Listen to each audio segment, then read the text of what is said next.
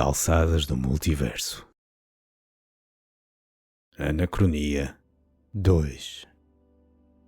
A lógica do antes e a emergência do pós-consumo. Parte 2. Tudo o que se possa chamar de problema é sempre em função do desvio do que se considerar ser a normalidade. Normal. Qualquer expressão que fosse corajosamente contrária à cultura da normalidade enfrentava imediatamente a raiva popular. O desafiar desta forma tépida de passear acéfala e acriticamente pela vida era recebido com ceticismo. Fizeste uma escapadinha para estar contigo próprio? E a tua mulher já sabe que tens uma amante? Ou pior, deves andar desequilibrado, coitado. Vou-te aconselhar um psiquiatra que já te dá uns comprimidos que te põem normal. Normal era um termo que usavam com enorme paradoxalidade. Por um lado, era normal viver com ambições exclusivamente materiais e sem sonhos. Isso dos sonhos é coisa de crianças, depois é preciso ser prático e crescer para o mundo real. Encontramos inúmeros registros desta doutrina. Por outro lado, queixavam-se incessantemente de forma histérica ou passivo-agressivamente da mesquinhez e tacanhez desse mundo real, da desinspiração das sociedades que tinham construído ao abrigo dessa lógica, do cansaço e desespero decorrentes de trabalhar em coisas para as quais não tinham vocação nem vontade, de não se satisfazerem com nada, pois sempre que atingiam euforicamente um objetivo de longa data, adquirir um gadget, um carro, uma casa ou obter uma promoção ou condecoração, deparavam-se com um prolongado vazio na alma, quase como intuindo um erro, não no percurso, mas na própria compra do ingresso da viagem. Rapidamente mascaravam esse vazio, colocando outros objetivos, ainda maiores, claro, na lógica dominante do regresso ao padrão, crescer para ser maior. Crescer sempre. Se tinham X, queriam X e Y. Resumindo, para eles tudo estava mal, mas esforçavam-se até ao esgotamento para que não mudasse rigorosamente nada. Os inconformados. Ora, tudo isto era demasiado óbvio para que ninguém se digladiasse conceptualmente para o contrariar. Sempre houve os inconformados. Com os anos, esses humanos oásis passaram de 1 em 1 milhão para 1 em 1000. Estima-se que nos anos 50 do século XXI fossem talvez 1 em 100. Nesta relação, já era possível juntarem-se para convergir para soluções, mas mais importante ainda, para revelarem aos outros a falência daquele modelo de sociedade. No fundo, apontavam-lhes espelhos em dose e tempo suficientes para que fosse impossível não repararem que os seus paradigmas de operação teriam de ruir, porque eram uma sombra do tal contrato que tinham assinado lá atrás, alguns nas suas vidas, e que nunca mais consultaram criticamente. Brotou assim algo superior ao mero movimento hippie bacoco, porque já se percebera no século anterior que esse era uma alternativa que pouco viria a resolver. Hippies.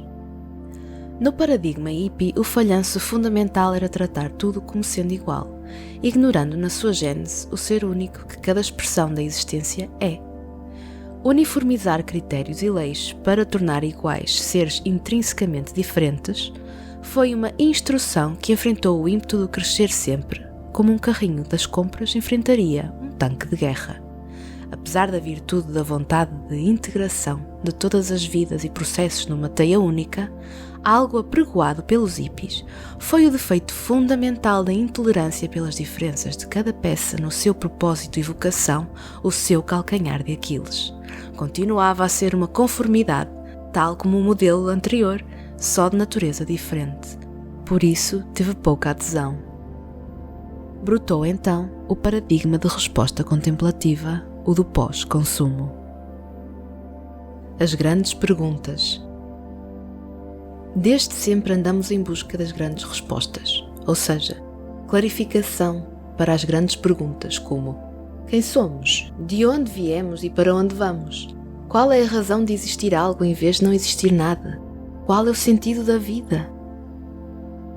Mas procurámo-las sempre outorgando a autoridade a externalidades.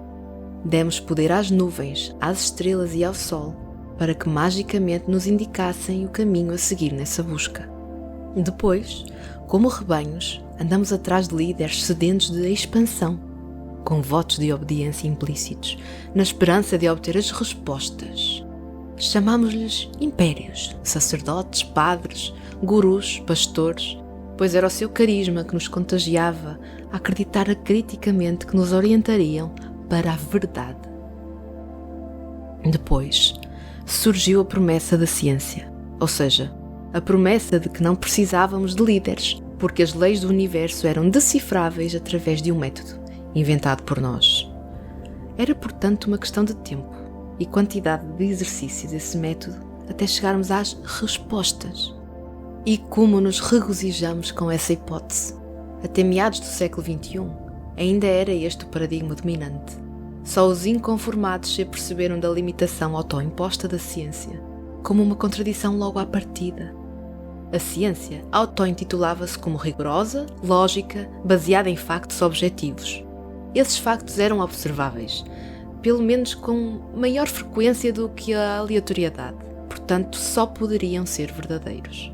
Mas aí estava, a grande falácia científica, dizer-se ao serviço da verdade e estabelecer para prova da mesma apenas a sua dimensão objetiva.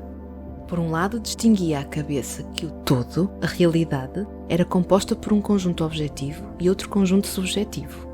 Por outro, aspirava a compreender esse todo, o âmago da verdade, apenas a partir de metade dele, o conjunto objetivo.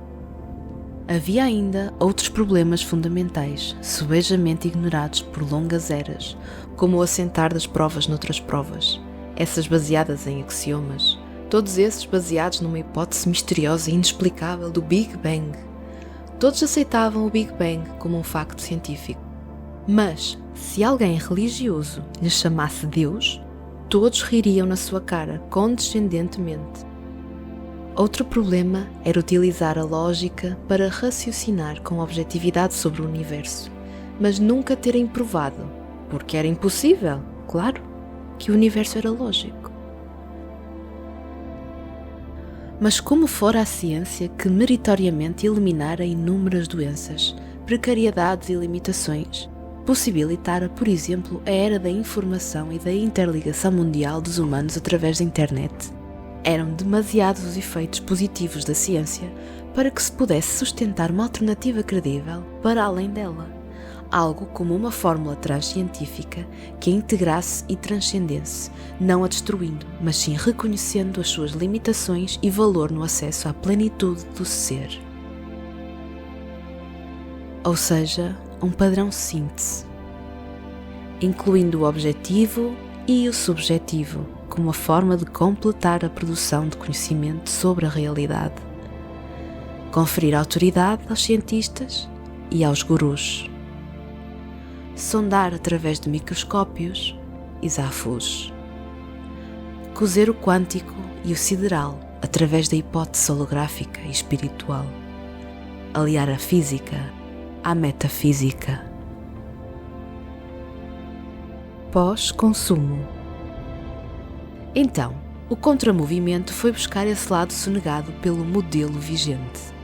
Foi tão simples, só a nível conceptual, claro, porque na prática foi um trabalho decisivo, como dar destaque, contrabalançar tudo o que fora historicamente negado, apesar de ser um portal escancarado, gratuito e perene para o caminho das grandes respostas. O mundo subjetivo. O interior e pessoal. O intransmissível e insubtraível. O impostulável e informulável. O impermeável aos conceitos e à cultura. O impoluto, puro. O improvavelmente simples. O intocado. Foi assim que nasceu o pós-consumo, uma forma de estar para acabar com a ideia de consumir o mundo exterior como sendo a única, central e inquestionável de consumir só ideias que não autoramos.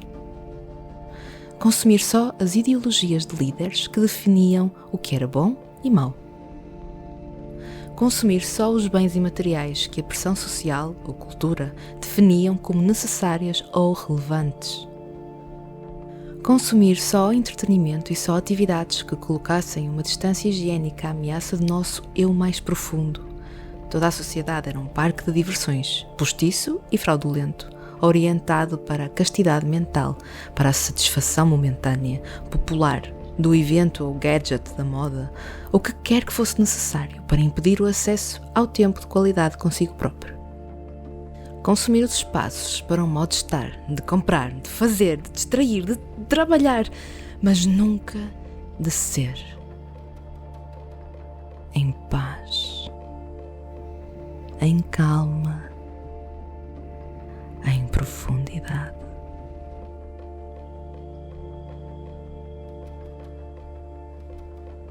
E por fim, acabar por ser consumido por tudo isto.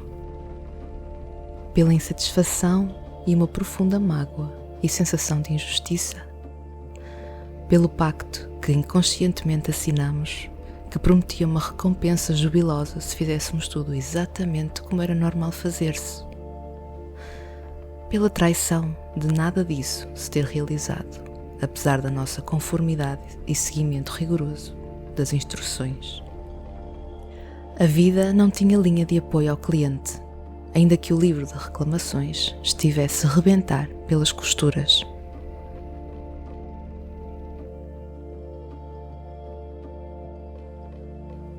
O pós-consumo gerou ações graduais, cirúrgicas, de congraçamento, que cresceram como uma avalanche.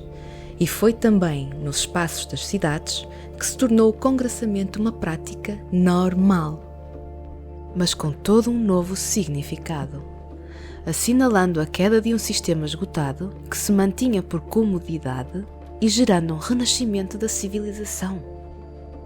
Neste caderno de memórias, vou apresentar algumas dessas intervenções, conforme as provas documentais a que obtivemos acesso relativas ao século XXI.